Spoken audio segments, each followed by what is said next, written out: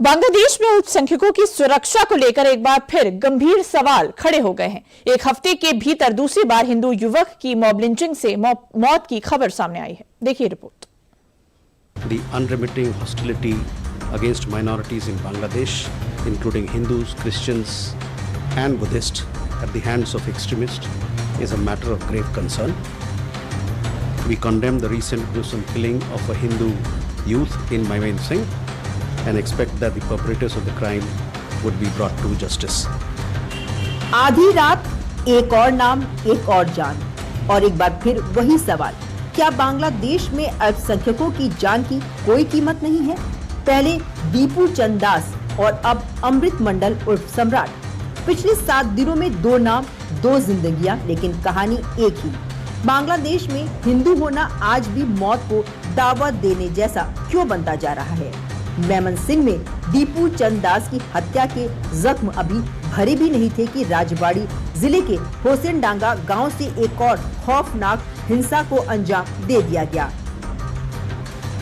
ना कोई अदालत, ना कोई सबूत, ना ही कोई सुनवाई।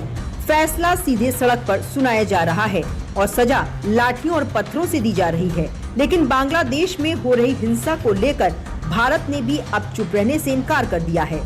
विदेश मंत्रालय के प्रवक्ता रणधीर जायसवाल ने साफ शब्दों में बांग्लादेश सरकार के भारत विरोधी नैरेटिव को साजिश करार दिया है। I've seen also in the last several days we have issued a couple of or more than couple of statements. We have rejected the false narrative that has been projected in Bangladesh.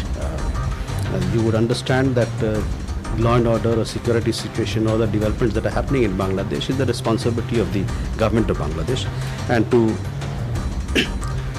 portray a narrative where things go in some other direction is completely false, and we reject that. We are all aware of the recent developments in Bangladesh. We have been closely following them. Bangladesh की जमीन बार बार निर्दोष हिंदुओं के खून से लाल हो रही है। 29 साल का अमृत मंडल भीड़ के गुस्से, अफवाहों और नफरत का शिकार बना दिया गया। ये उस सिलसिले की कड़ियां हैं जो बांग्लादेश में अल्पसंख्यकों के खिलाफ लगातार मजबूत होती जा रही हैं। बांग्लादेश में कट्टरपंथियों के हिंसा के खूनी खेल की निंदा करते हुए विदेश मंत्रालय के प्रवक्ता रणधीर जायसवाल ने न्याय की मांग की है। Over 2,900 incidents of violence against minorities, including cases of killings, arsons, land grab, have been documented by independent sources during the tenure of the interim government.